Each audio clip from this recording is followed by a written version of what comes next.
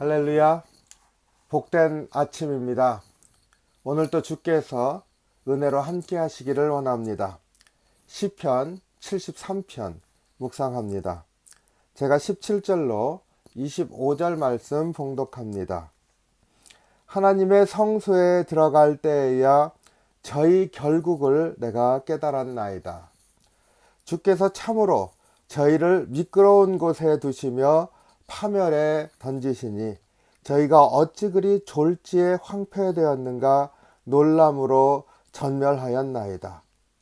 주여, 사람이 깬 후에는 꿈을 무시함같이 주께서 깨신 후에 저희 형상을 멸시하시리이다. 내 마음이 산란하며 내 심장이 찔렸나이다. 내가 이같이 우매무지하오니 주의 앞에 짐승이오나 내가 항상 주와 함께하니 주께서 내 오른손을 붙드셨나이다. 주의 교훈으로 나를 인도하시고 후에는 영광으로 나를 영접하시리니 하늘에서는 주 외에 누가 내게 있으리요. 땅에서는 주밖에 나의 사모할 자 없나이다. 시편 73편은 아삽의 시입니다. 다윗 시대에 오늘날의 성가대장 같은 그러한 제사장이었습니다. 이 시편은 인생의 지혜에 대해서 노래하고 있는데, 이 땅에 악의 모순을 직면하면서 한편으로 낭망하면서도 하나님의 은혜를 깨닫는 그러한 인간의 길이 있다 하는 것을 노래하고 있습니다. 어떤 면에서는 욥이 생각나는 시편입니다. 1절로 13절까지 제가 방금 읽어드린 그 앞부분입니다. 세상의 악이 어찌 그리 잘 사는지 이해할 수 없다, 이렇게 노래하고 있습니다. 신앙의 눈으로 세상을 보지 못할 때 우리가 느끼게 되는 세상의 부조리함을 보여줍니다. 3절로 12절의 내용을 간단하게 보면 이렇게 악인의 삶을 묘사하고 있습니다. 악인이 형통함을 보고 오만한 자를 질시하였습니다.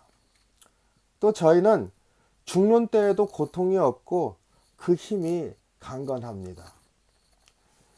타인과 같은 고난이 없고 타인과 같은 재앙도 없습니다.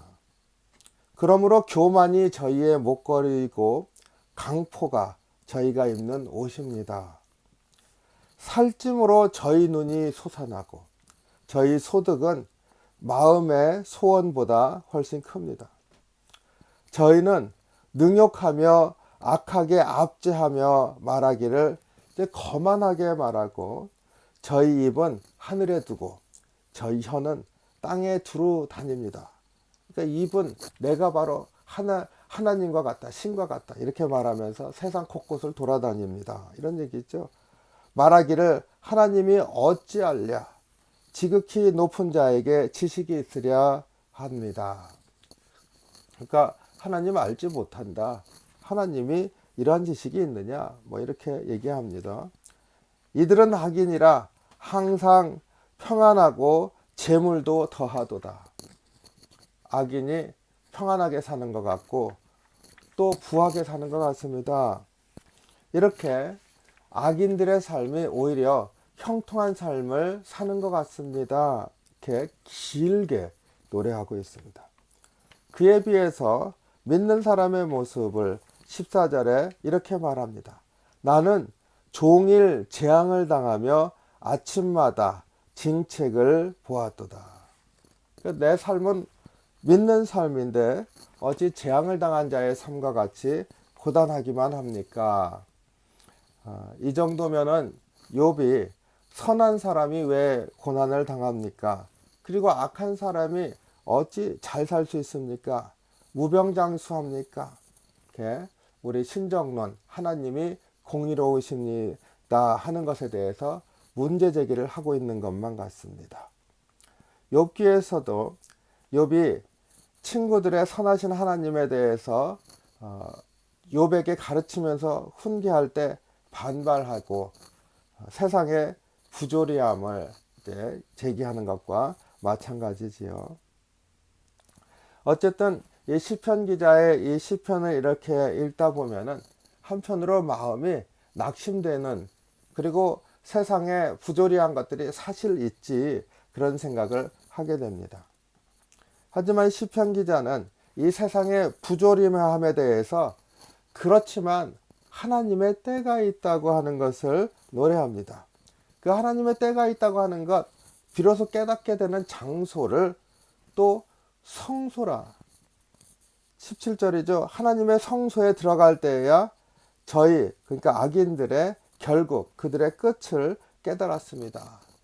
그러니까 하나님의 성소에 들어가니까 세상을 바라보는 게 아니라 주님을 바라보는 그러한 충만한 심령이 되니까 비로소 깨닫게 되는데, 악인들의 결국은 멸망입니다 라고 하는 걸 알게 됐다는 거죠. 그러니까 세상에 살면서 세상의 눈으로 봐서는 이러한 인간 삶의 깊은 통찰을 갖기 어렵고, 내가 세상에 오히려 번민이 있을 때는 주의 성소에 가서 주님만을 바라볼 때 이러한 깨달음이 온다는 것을 고백합니다. 그리고 18, 19절에 주께서 참으로 저희를 미끄러운 곳에 두시며, 저희가 악인들이죠, 그들을 미끄러지게 하시고 파멸에 던지시니, 또 19절에 저희가 어찌 그리 졸지에 황폐되었는가 놀람으로 전멸되었습니다 말합니다. 악인들이 황폐하는데 순식간에 황폐해지고 진멸된다. 악인들의 급격히 쓰러지는 때가 있습니다. 이러한 깨달음이 옵니다 고백합니다. 바로 이렇게 악인들을 쓰러지는 그러한 때 하나님께서 하나님을 믿는 사람들을 보존하시고 일으키시는 때가 있다. 그런데 그 때를 20절에 보니까 참 마음에 도전이 되게 이렇게 고백합니다. 시적으로 표현하고 있죠. 주여 사람이 깬 후에는 꿈을 무시함같이 주께서 깨신 후에는 저희 형상을 멸시하시리이다. 하나님께서 깨어나시면, 우리가 보기에 우리 잠들었었다 깨면은 그 꿈이 어떠했든지 다 무시하는 것과 똑같이 하나님께서 깨어나셔서 우리의 삶 가운데 그 악인들을 진멸하시고 세우시는 때가 되어지면, 악인들이 좋아 보였는데 했었던 이 모든 것이 다 순식간에 없어질 것입니다. 마치 꿈이 깬 다음에는 꿈을 무시함 같이 그들의 삶이 부러웠던 모든 것들을 무시할 때가 올 것입니다. 언제요? 하나님이 깨어나시면. 이게 무슨 얘기입니까? 지금 내가 보고 있는 세상이 꿈속의 세상과 같습니다. 그러니까 뒤집어서 얘기하면 이 땅에 악하면서도 잘 사는 듯이 보이는 그러한 모든 것들은 사실은 잠깐의 꿈과 같은 것입니다.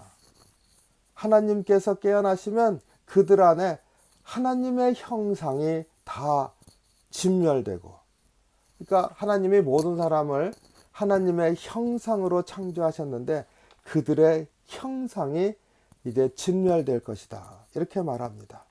그래서 그들의 사람됨조차도 천한 존재로 전락하게 될 것을 말하고 있습니다. 하지만 이에 반해서 하나님을 바라보는 사람들은 어려움을 견디면서 살게 되는데 결과가 정반대라.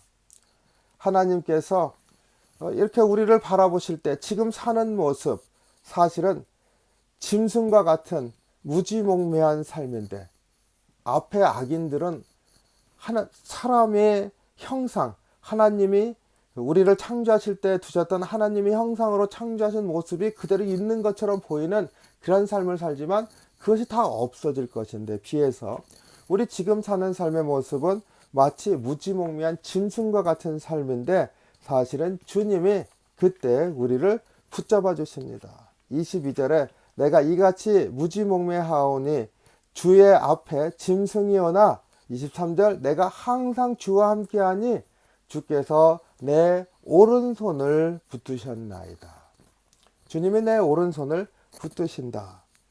그러니까 내가 지금 사는 모습이 짐승 같지만, 그러나 주님이 내 오른손을 붙들어 일으키십니다. 이렇게 고백하고 있습니다. 악인의 삶이 현재 삶에 있어서도 선한 사람, 주를 믿는 사람과 대조가 되는데 그 끝도 대조가 됩니다. 어떻게 대조가 돼요? 악인들은 지금 보기에 하나님의 형상을 지닌 것 같은 삶을 살지만 사실은 그거 꿈에 지나지 않고, 하나님의 사람들은 지금 보는 게 마치 짐승처럼 사는 것 같지만은 그러나 결국 하나님의 손길이 내 오른손을 붙들어 일으켜 주시는 삶으로 나아갑니다. 하나님의 형상대 짐승의 삶이라 이렇게 대조하고 있습니다. 그런데 지금 세상 눈으로 보면 하나님의 형상처럼 보이는 것은 악인들이고 믿는 사람은 짐승처럼 보이지만, 그러나 잠시 꿈속에 있는 것 같은 짧은 시간일 뿐이고, 주께서 그들을 하나님의 형상 같은 것들이 진멸되고 우리는 짐승처럼 보이던 그것이 하나님의 오른손으로 일으킴을 받는 사람이 될 것이다. 이 대조가 참 극적입니다. 하나님이 깨어나시면 결말이 뒤바뀝니다. 우리 세상을 바라보면서 내 삶은 왜 이럴까, 이러한 한탄이라고 할까요? 아니면 하나님께 기도하면서 탄원으로 올려드렸던 것들 있을 줄로 압니다. 오늘 시편을 읽으면서 바로 이 시편 기자 아삽이 노래하고 있는 것 같은 부조리한 세상에서 그러나 성소에 들어가니 보이게 되는, 주님 앞에 서니 보이게 되는 바로 주님의 은혜의 삶을 다시 한번 우리 심령에 새기기를 원합니다. 내 비록 무지몽매한 짐승처럼 보일지 모르지만 그러나 그것이 아니다. 하나님께서 내 오른손을 붙들어 일으켜 주신다. 그래서 하나님의 때에 나의 삶이 결국은 하나님의 복된 사람의 삶으로 드러나게 될 것을 기대하는 삶을 삽니다. 하나님, 내 삶이 고난 가운데서도 주께서 들어올리시기에 찬양받는 삶이 될 줄로 믿습니다. 그러니 내가 하늘을 바라볼 때 하나님 외에 누구를 보며 이 땅에 있으면서 하나님을 사모하는 것 위에 무엇이 있겠습니까? 오늘 이 아침에 우리의 신앙 고백이 되기를 원합니다. 믿는 사람은 하나님께서 손을 내밀어 오른손을 붙들어 주신다는 믿음으로 주님과 동행하는, 그래서 소망 가운데 기쁨을 누리는 귀한 하루가 되시기를 주님의 이름으로 축복합니다. 기도하겠습니다. 사랑이 많으신 주님, 때론 우리의 삶이 참으로 고단하기만 한 것처럼 느껴질 때가 있습니다. 시편 기자는 오히려 그보다 더 심하게 마치 짐승과 같습니다 라고 고백을 합니다.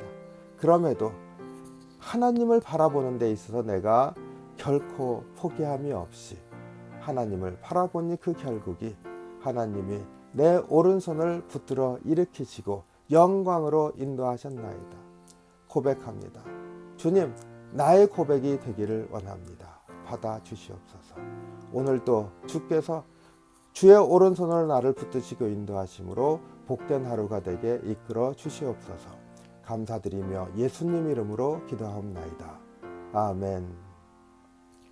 오늘도 주 안에서 믿음으로 승리하는 귀한 하루가 되시기를 주님의 이름으로 축복합니다.